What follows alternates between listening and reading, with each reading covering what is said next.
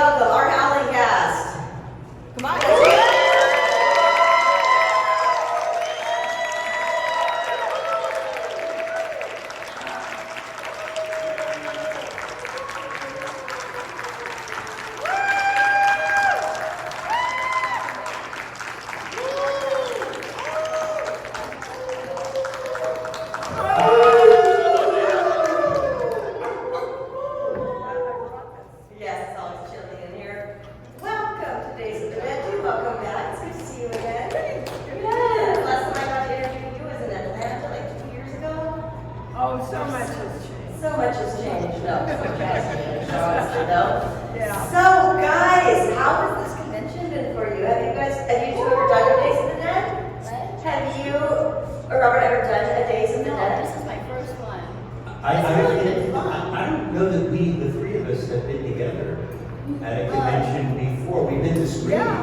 Revival screenings. You're the virgin crowd. I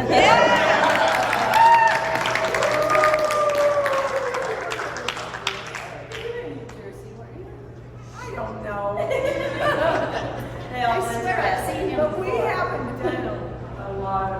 No, we have not done a lot of Q&As, that's for sure. This is all very, very exciting for a lot of us. Thank you guys all for being here. It's amazing. So first and foremost, I would just love to ask you guys, how did the Howling come into your life? What was your audition like? You know, give me all the deets. I auditioned. I went in and auditioned. I think I had a call back. I hope so. I mean, before they booked me. But the best story, real quickly, was Dan Blatt, our producer, called me and said, "Oh, Dee," after I was cast, "we've got a great cast, but we can't find somebody to play your husband." And I said, "Really? What exactly are you looking for?" And he said, "Well, somebody really strong and virile with a real sensibility." And I went, "Well, shit, I'm engaged to him." No, you've got him cast before.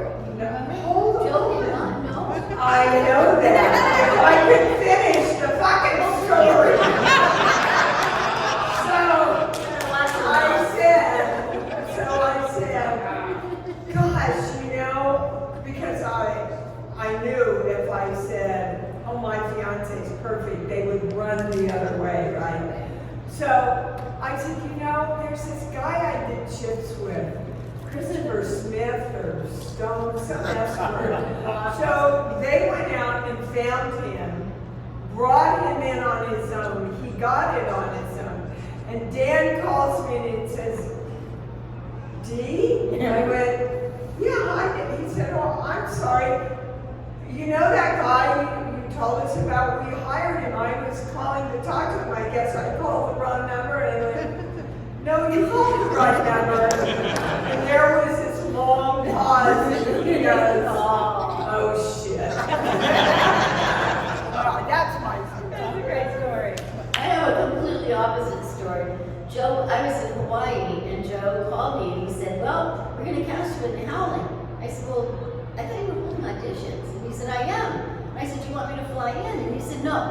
And I said, "Don't you want me to audition?" He said, "What if you blow it?" I said, "Yeah." He wouldn't even let me audition because he was worried, you know. Oh, bull He was. He wouldn't let me audition. I was like, he knew how good you were, and he just hired you. well, I had done product, and I'd done Panama. Yeah. Yeah. The history. The Howling was my first film role. I was a theater actor up to that point. I had done 2 leading roles on Broadway. The second one was playing Jack Lemmon's son in a play called Tribute, which was later made into a movie with Robbie Benson playing my part. Belinda had seen me in Tribute, and when we did it, after we closed on Broadway, we did it in LA. Belinda had seen me, and apparently I found out today, or yesterday, that she recommended me to Joe, said this young actor's in the show. Now, here I am playing a disgruntled, angry young man of an irresponsible father. Jack Lemmon was my sort of Peter Pan-like father, and I fought with him the whole play. But I'm a college student. Yelling, I mean, it's not the kind of part where you go, oh yeah, that's my werewolf. But I had a very emotional, I had to really, when I was acting, the play was basically a comedy drama, but when I really lost my temper and yelled and attacked my father, I had to have great emotional risability.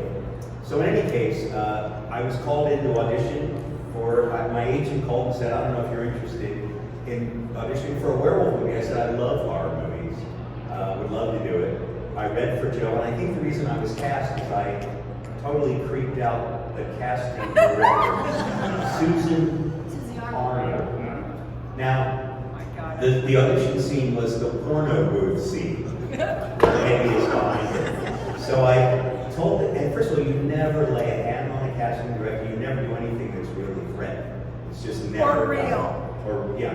Well, I seated her in a chair, and I got on my knee behind her, so I think my face was right behind her head. And the reason I was cast is the expression on her face as I talked to her, because I was so creepy. So she got me the part, and then she went on to cast. I think she had already cast me in a Taxi episode or something. She cast this sitcom and also a werewolf. So it shows I went from doing a sitcom to, I guess she believed in my range. Broadway play, sitcom, horror movie. Star Trek. Good repertoire. And you mentioned that you are a horror fan already, or were. Are either of you horror fans? I'm scared to death of them. I love I am. psychological I'm scared thrillers to death. myself. Yeah. Those are my favorite movies.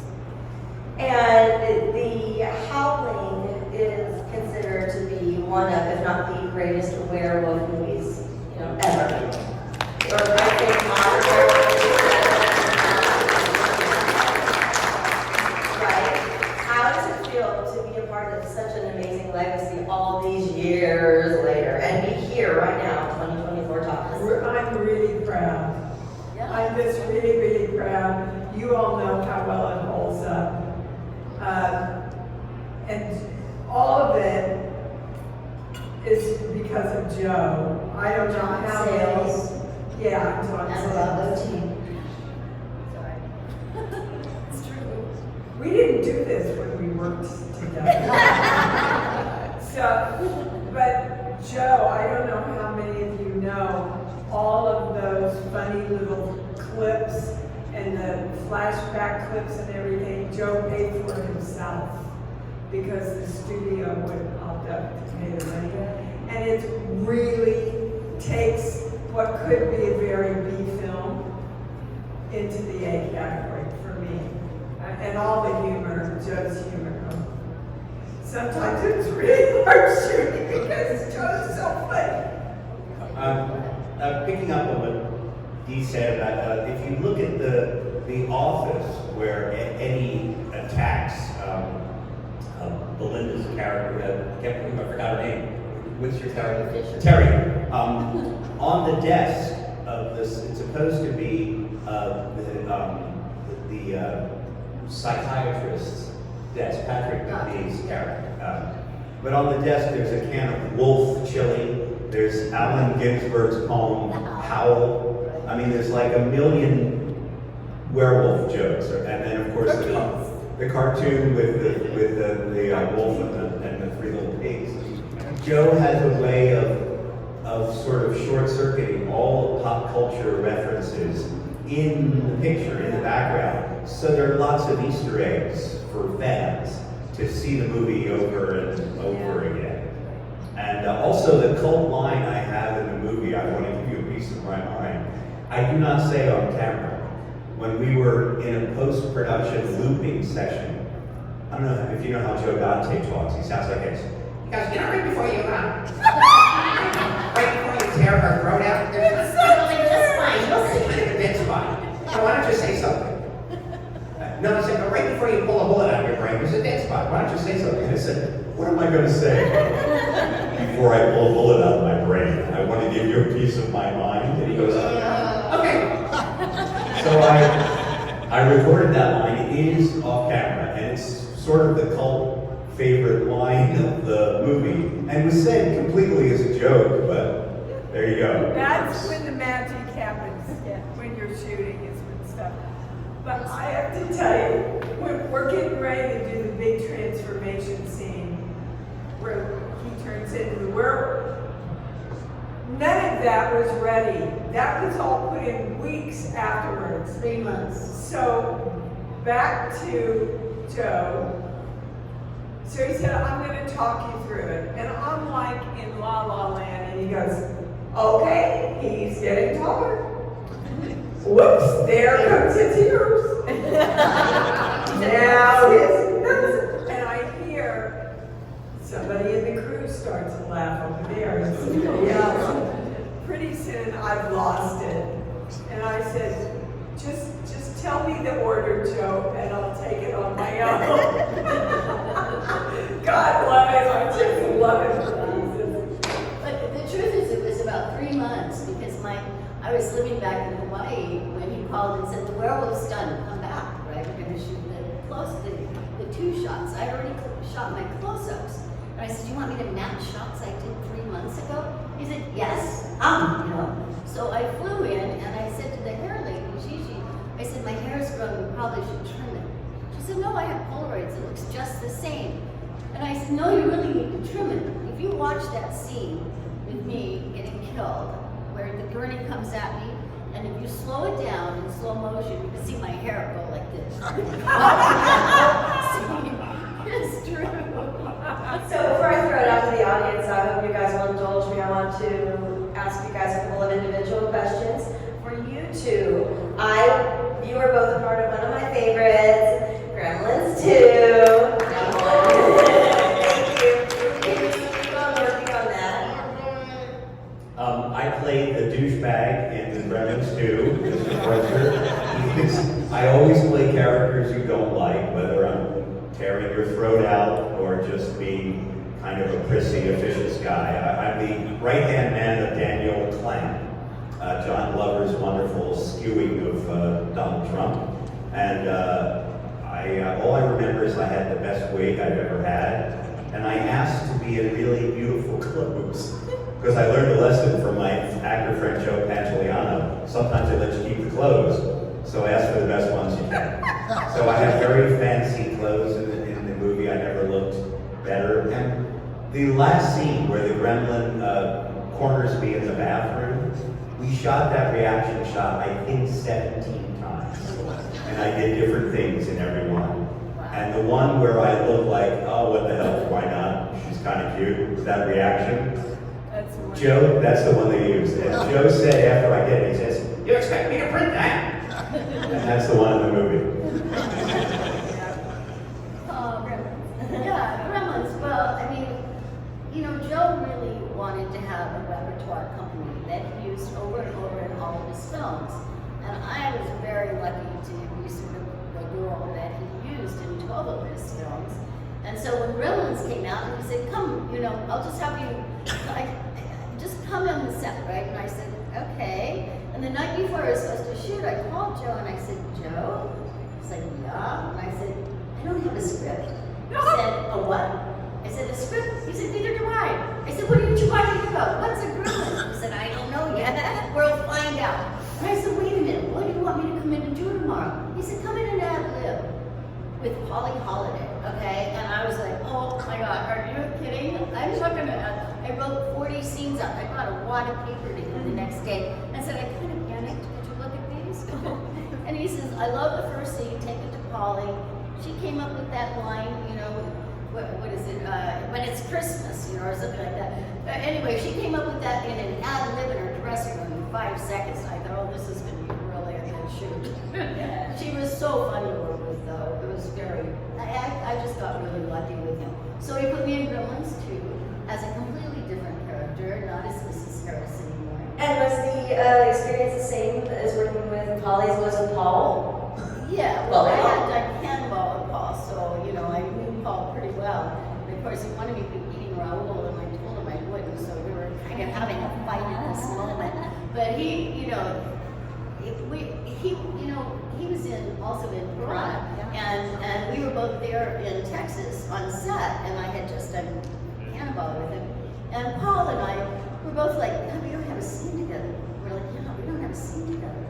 He says, Joe, we don't have a scene together, and I'm like, yeah, Joe, we don't have. He said, could you guys leave me alone? And we're like, but we don't have a scene together. And he's like, okay, write one. So I ended up writing that scene, the midnight scene with the big moon, where what's her name and I were sitting by the pool, and we start to go skinny dipping. That's a scene I actually wrote, so Paul and I could be in a scene together. But Joe is so open to that. Like when we did Amazon Women on the Moon, we got one. Bobby and I were sitting out there. They were setting up the 5 cameras live for mine and doing the roast of the comedians, which was so scary to me. And Bob was trying to keep me calm, I think. And he's so funny. This guy is so funny. And he was just throwing lines out. And I'm like, played the straight man really well with Bob. And so Joe comes out and he goes, okay, we're ready. We've got the camera set up. And Bob goes, Joe, check this out. And we did that little ad-lib that we did out in the annex there in front of the church. And he's, oh God, bring the cameras out here, let's shoot it. And that's the way it was on set with him. He was so open to our creative energy. And I think those are the things that make magic in the film. Yep, absolutely. Those are the best directors. Yeah. And for Dee, I have been a fan and admirer of yours for a very long time, since I was a wee thing, all the way from Cujo to Touched by an Angel. I am also a fan of your books, and even more so a fan of your radio show and / podcast, which you can listen to later on. Can you speak a little bit about that and share it with our audience on what it is? Because I try to tell everybody about it. Wow. Okay, well, real quickly, I'm a clairaudient channel, and I just did my 400th radio show. It's on Sunday mornings at 9 a.m. Eastern time, or Pacific time. And I teach people how to work and direct with energy, and how to be responsible for their own lives. My book, Born, that just came out, is a book of complete instruction how to manifest anything you want in your life. And my life is a really good example. They told me I would never have children. I said, thanks for sharing. God and I have a different plan. She's now 35, and I have a 6-month-old grandson.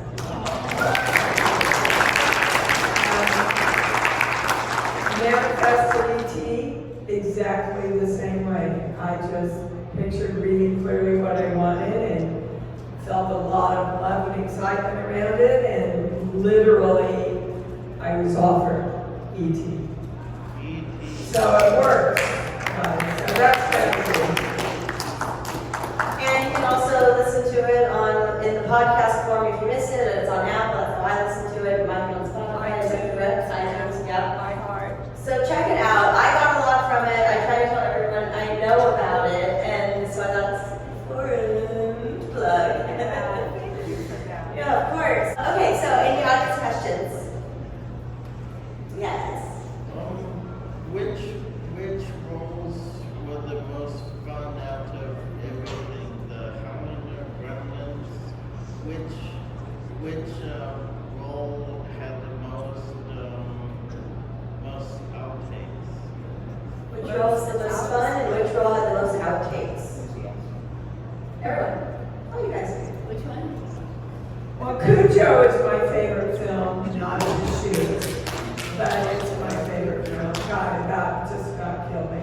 But Chris and I were engaged on the Howling, so I have to say I had an awful lot of fun backstage. She did. She had a lot of fun on that set. My favorite Joe Dante movie is Inner Space. It's a ridiculous role. I don't know. Joe admits that he didn't know how to cast the role, so he just gave it to me. Steven Spielberg wanted the character to be scary, and Joe said, Steven wants to funny. So here's what we're gonna do. We're gonna shoot an audition where you're scary and we'll fool Steven and then we'll do what we want. So that's what we did. We shot an audition where I was very mean. I was lit very harshly from one side, so my face looked like a half moon. It fell into darkness. There were no lines to audition with. The character was supposed to just be some weirdo foreigner.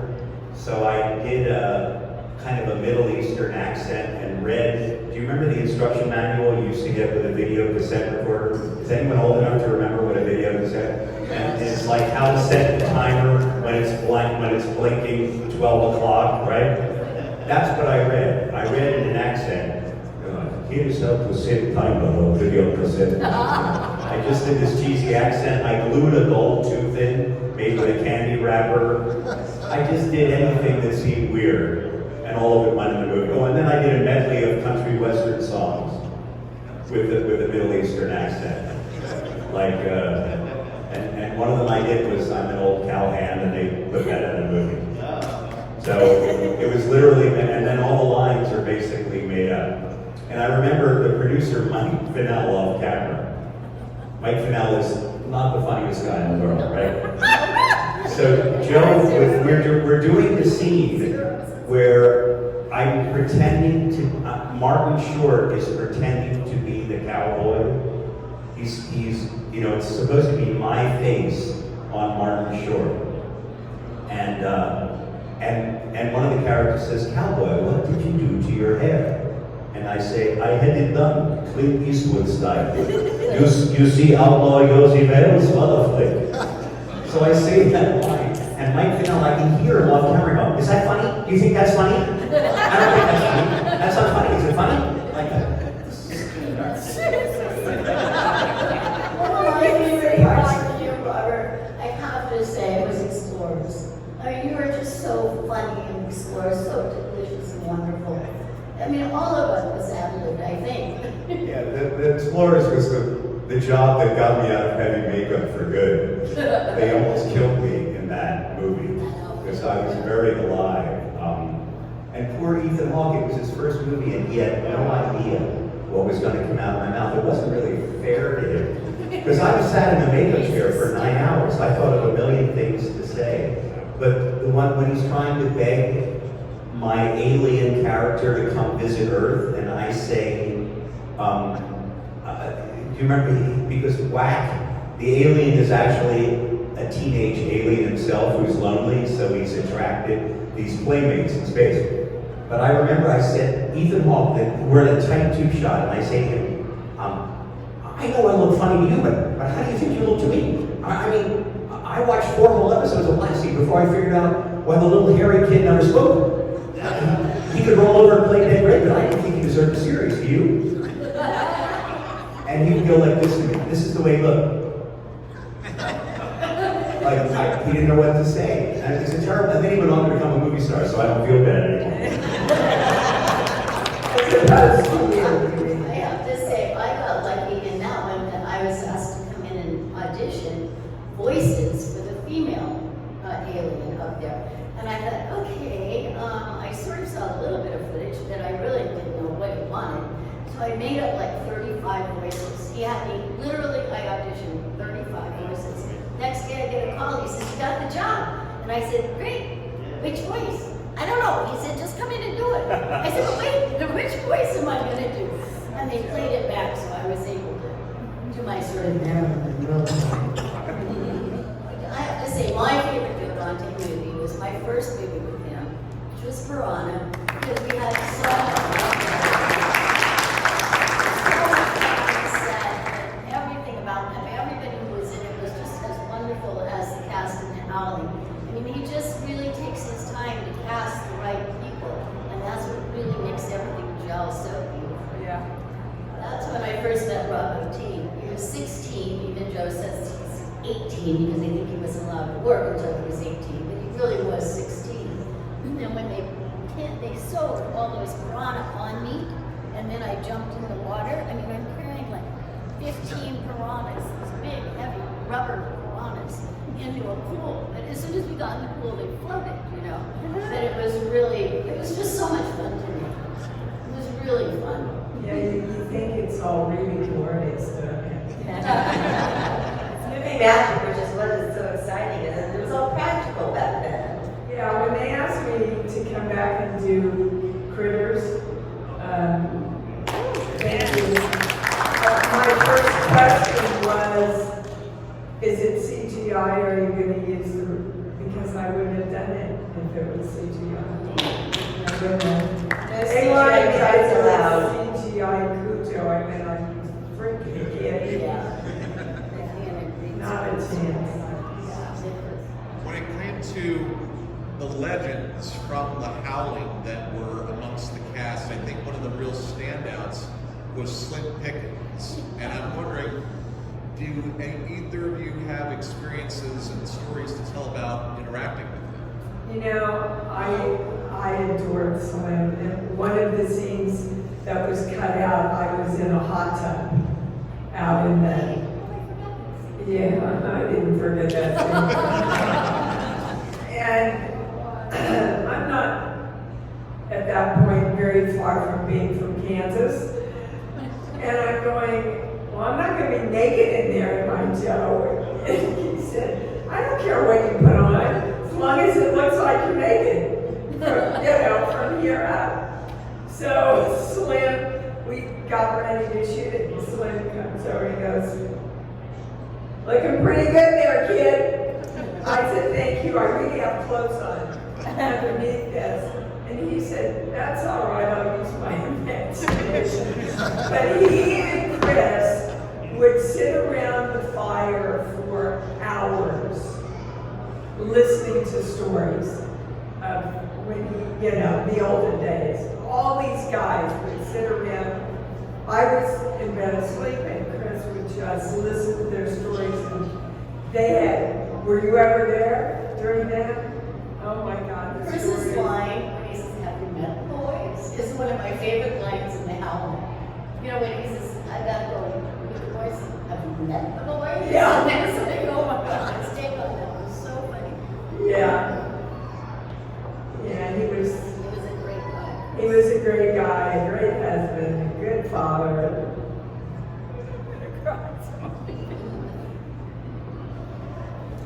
I never met anyone in the movie. I worked about 3 days on the Howling. I think 2 of the 3 days were post. I'm sorry. I met other than the 2 ladies on stage. I met Belinda and I met Dee. I never met Patrick McNee. I never met John Carey. Never met Slim Pickens. All of them beautiful. All the wonderful people that I admired. Never went to Point Lobos where you shot. I was always just in a little tiny crappy set, mostly by myself. Even when Dee is reacting to my transformation, as she said, she shot my reaction shots 3 months before we shot the transformation. So But we did get we had the porno booth scene together. In that, they recently re-released The Howling on Blu-ray. If you'll notice, what I'm saying there in the porno booth doesn't match my lips at all. In the original film, it was so dark you couldn't see my mouth moving. So Joe decided that it wasn't scary enough, so that the speech that I say in the movie was done entirely on the looping stage, the same day that I made up, I'm going to give you a piece of my mind. So the new speech does not match my lips, but you couldn't tell that until the re-release. So yeah, it makes me look like, it makes it look like a bad European film. Sorry? You're a foreigner and someone's drinking. When it comes to filmmaking and creativity, do you feel that it's more conducive with a budget that's high or low? You know, I don't think it really is about the budget at all. I think it's really about the talent that you get together. And by talent, I'm meaning cinematographer, director, actors, and of course the writer. If you don't have the script, you're starting in default already, right? But I've done some really, really big budget films that I didn't think were extraordinary, and I've done some little tiny independent films that I thought were some of the best things I've ever done. Because they have a heart, you know, everybody's so worried about money. They're really pitching in and working as hard as they can go. And it's like everybody's making the same film. It's not like separate, you know, you arrive on some expensive set, you know, you never meet anybody and everybody's so posh, you know. Working with Joe and working on low budget films, to me, you know, I mean, I like money too, but you know, it was just so the experience of working, the way we worked together, you couldn't pay me to have that experience. I mean, I would pay you to have that experience again. It was really quite extraordinary. Yeah. And Joe, because I worked on both small budget movies with Joe and bigger ones as you did, he was the same person. Yeah. Even when if he had the burden of $100 million budget on his back, like in Looney Tunes Back in Action or whatever, he was still the same guy. None of the pressure that was put on him by the studio, because on a movie with a big budget, every minute on the set, and if it's a low budget movie, every minute costs $68. If it's a big budget movie, every minute costs $20,000 or whatever. You never felt that pressure from him. He still was that same spirit of, you know, we're just going to have fun. I want to hear your idea. If you have an idea, in the Interspace, when I had the scene of the cowboy dressing up to go in the town, he goes, okay, where do you want me to put the camera? What do you want to do? And I had brought in a bag full of cowboy boots, and I said, I'd like to do the male version of I'm just a girl who can't say no, from the world of Susie Wong, right? And where she's dressing to go on out that night, putting her stockings on. I'm going to do the macho male version of that. He goes, okay, where do you want the camera? And I brought the boots, and no other director, no one does that. Rob Zombie does. Oh, that's true. Yeah, Rob Zombie. He comes in, he knows what he wants, and then bring in your best shit. That's what he is. In Halloween, you know, the whole thing with the bagels between Scout and I, all improv, all of it. So, yeah. I don't And know. Blake Edwards, actually. How many in this room know who Blake Edwards is? Thank God. You'd be surprised when people in this industry have forgotten already one of the most prolific writer, director, producers ever. Okay. I don't know if you guys watch television, but I have done in Erie, Indiana with Joe Don. And when I did it, I read the script, it was called For Everywhere. And I thought, oh God, what am I going to do with this, you know? And I called Joe up and I said, Joe, I need a wig. He said, what do you need a wig for? I said, no, I need a wig. I mean, to play the character that I wanted. Like, oh my God, what do you need a wig for? I said, just please, let me have a wig. Okay, the girl wants a wig, let her have a wig. So I did this Heather McRae thing. She was my roommate from college. And she had this blonde straight hair with bangs and the whole bit, right? And I wanted to do this outfit that she used to wear. It was like a green A-frame, this lime green A-frame dress. It came here with the white, you know, moths with its boots. Oh, it was hysterical, you know. And so I walked out on set after getting all made up in my hair and the whole bit. Joe almost fell out of the chair.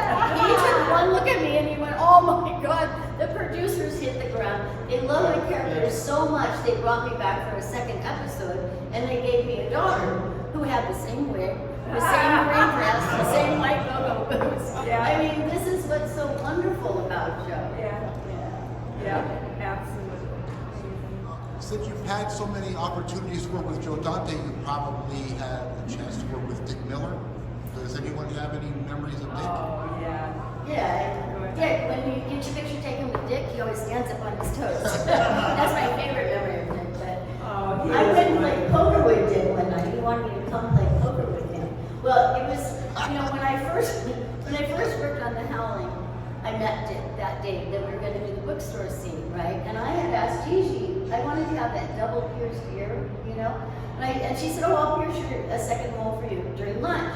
And so Joe brings Dick over, and I met Dick, and so he sits down with me. In the meantime, Gigi comes over with potatoes. She sticks them behind my ear, and she sticks the thing. Dick Miller turned gray right in front of me. And I thought he was going to just melt down. He just almost passed out right in front of me. He was so cute. He was such a wonderful man. Yeah. I did 12 movies with Joe, and I'm with Dick, and only had one scene with him, and that was the bookstore scene. Wonderful. He's so wonderful in everything he does. Yeah. I remember when we did Runaway Daughters, and we were at the drive-in. Do you remember? And the Well, I drive-in. remember doing it, but. The drive-in had all these posters of Dick when he was young and handsome and virile. And I was so stunned. I had no idea that there was Dick Miller in all these movies back in the day, you know, that I had seen. He's, you know, they made a movie of him called That Guy Dick Miller or something. Yeah. So right on, because everybody knows him, but they never don't remember his name. Yeah. Such an underrated Sweet man. actor. When I had met Dick at the time I saw The Howling, and I just thought he was the funniest thing in the movie. He was great. And, you know, he just his amazing pace in delivering dialogue. When we were the trash men in the Burbs, it was during the writer's strike, so there was no scene there. There was really very little scene we had.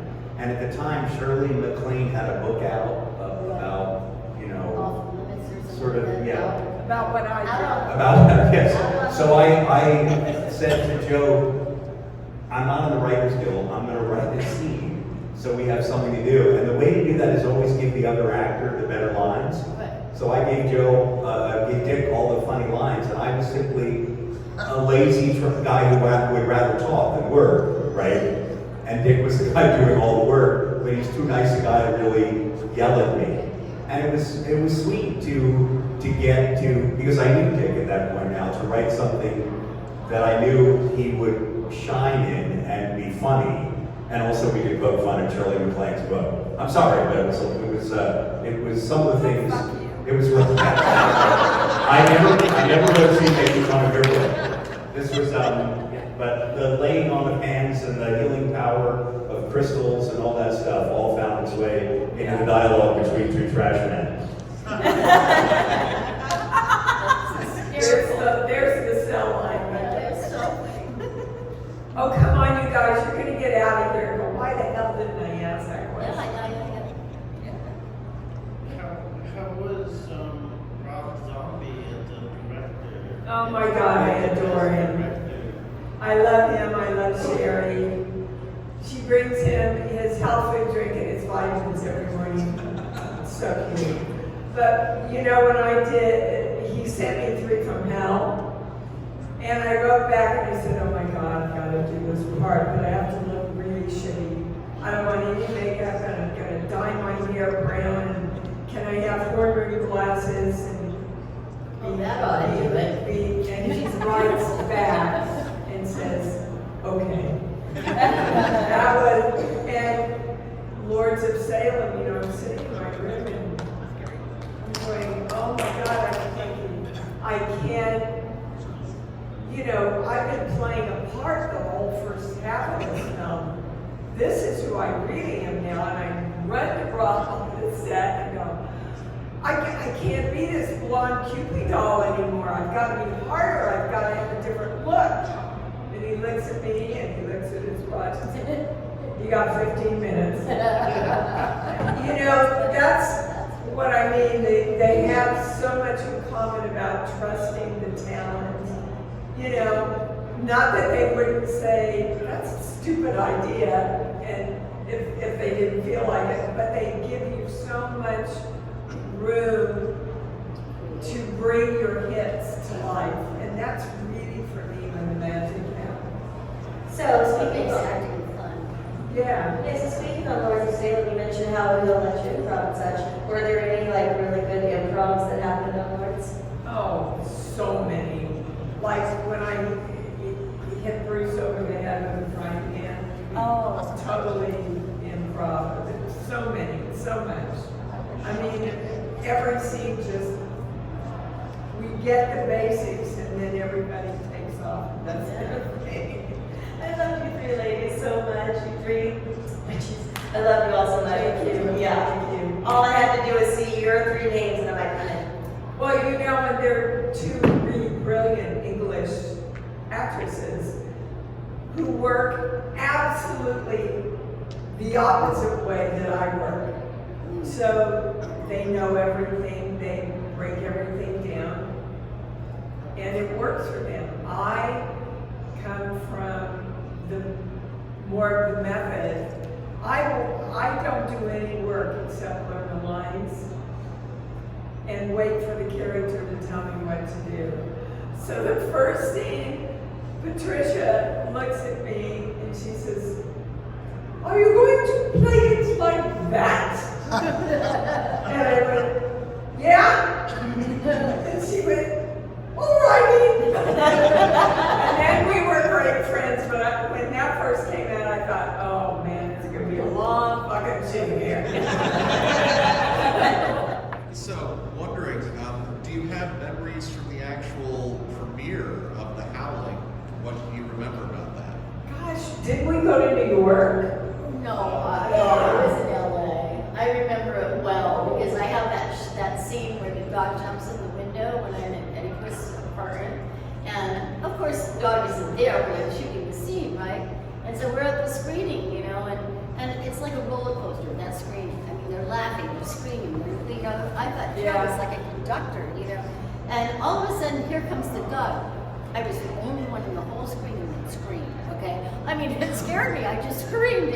A few seconds later, I could hear Joe all the way down in the front laughing his ass off that I was the one that screamed and thought it was so scary. Okay, we did absolutely go to New York. No, I never went to Well, we did. And Chris and I, and because it was at Studio 54, we had a party afterwards, but we're in the screening, my whole family came, even my grandma. And we're sitting watching it, and we get to the scene where Chris is having the love scene with the she-wolf. It's dead quiet. And my grandmother says, "Christopher Stone, shame on you!" Best moment of the whole night.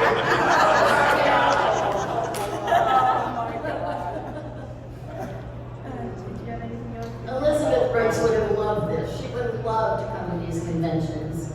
She really would have. This would have been her favorite thing. I only remember finally getting to meet Patrick McNee, and that was the high point for me. As I said, so many of the actors I didn't get to meet while the movie was being made. He was such a charming man. And I guess I remember seeing at least the cast and crew screening. I was interested to see how my character, was scary, and yet. I don't know why people, for years I've gotten letters about that role. To me it's disgusting that some people find him, sympathetic, compelling, or compelling is not. But anyway, I used to get letters from like young women, and I couldn't respond to them because I thought, I think it's a little sick that you love this character. So I'm just going to pretend you didn't send me this letter. But anyway, I mean, Eddie is a weird guy, and I remember that I also wanted to like be marveling over how sexy your voice was when I was playing back how by having murdered her, which I thought was and once again Joe said, okay, you know, because it was not in the script that I It was on that, right? So I mean, the strangest thing about making the movie for me was I was doing a comedy at the Westwood Playhouse, the Geffen now. I was doing a Frank Lesser musical review. So 6 days a week I would sing and dance, and on the 7th day I was a werewolf tearing a woman's throat out. That was my life for 2 consecutive weeks. Sing and dance Sunday through Saturday, and then Monday go and be a werewolf. It was, it's wonderful to be an actor. Welcome to an actor's life. You know what I would love is I would love a Guys and Dolls werewolf show. That would be great. Guys and Dolls werewolf. show. Wouldn't that be great? I'm just saying, when you said Frank, I was like, oh. Instead of a modern day saying all Take werewolf. back your meat could be like, take back your fur. That could be funny. Right. Okay, one last question to wrap it up. Before I let you guys go, I want to ask you guys, is there something important that you've learned on a set, any set, that you would like to share with us? Covered all 12 God, months. Yeah, I learned right away, if it's a bad direction, you gotta speak up. If it's a bad direction, I feel like I have roaches crawling all over me.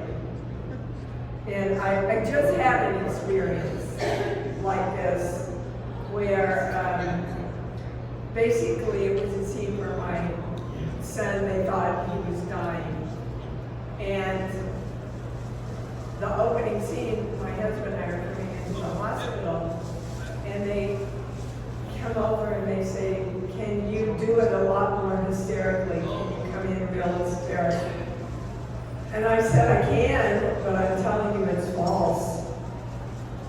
And they said, well, what do you mean? And I said, look, I walked into my bedroom and found my father who had tried to commit suicide in my bed. You know what happens? Nothing. Because your brain goes, I'm not seeing this. Wait, what is this?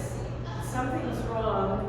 And I quietly walked into the living room and said, Mom, I think Daddy's tried to hurt himself in my bed. Cut to 2 hours later after the paramedics have come. And they say, he's going to be okay. Both of us lost it then. I said, it's the moment when I know he's okay that you lose it. If I lose it before, I've done all the work for the audience before the moment it happens. So they let me do it my way, and thank me. And so that's what I learned even before I was anybody. I can't do something that's not true. I would agree with that's the most important thing. I agree with Dee that if you get a direction, and I learned my lesson in I guess a funnier way. I was in some cheesy television movie, and I was prosecuting, or I was on the. I had Chris Sarandon on the stand, and the director was a guy named Marty Davidson who had a terrible Brooklyn accent. And I guess because I was the low man on the set, you had Virginia Madsen and all these people that were more famous than me. I was the guy who got picked on. And this is the direction he gave me. All right, here's what I want you to do. You gotta understand, I want you to just nail it like that. And I was like, before the camera rolled, I was like, I'm gonna nail him, I'm gonna nail him. And I went, and the camera rolls, and I go, did you? And Chris Sarandon burst into laughter, right in my face. And then he was so embarrassed that he had laughed at a fellow actor. He immediately said, oh, I'm sorry, I'm so sorry.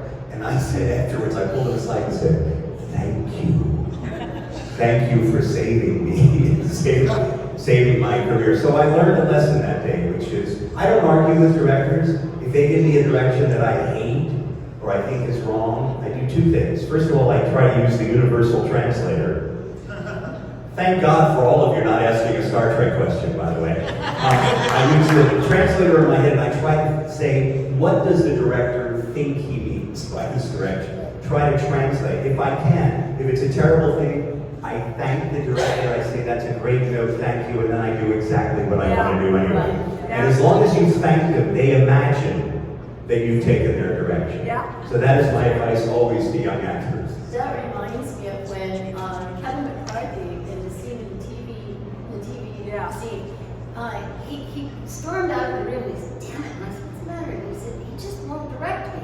I said, what? He said, I want Joe to direct me. And Joe and I are friends, so a couple of days later we were talking on the phone, and I said, you know, Kevin really wanted you to direct him in that scene. He said, me direct Kevin McCarthy? Oh my God, how am I to direct him? I said, Joe, actors don't know what they're doing. I mean, they're winging it. We're in the zone, you know, we can't see ourselves. We need your perspective. He started coming to my acting class, and he learned how, because we would actually, two actors would get up and do a scene, and one of the other actors would direct. And he had said, oh my God, he was so surprised by that. And he took it to heart, and it really played out in his work after that. Interesting. Yeah. All right, guys, so we got to let them go, but please do go to their tables and then they're all tables.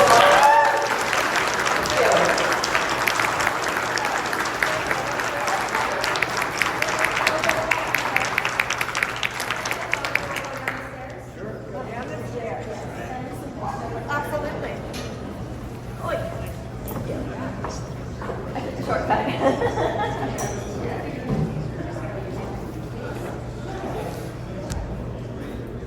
Come on the other side.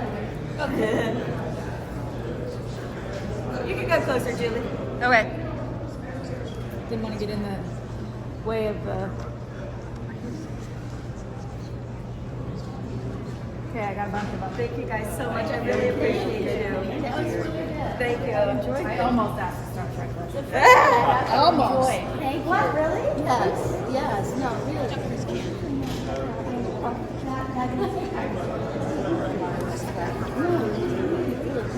Appreciate you.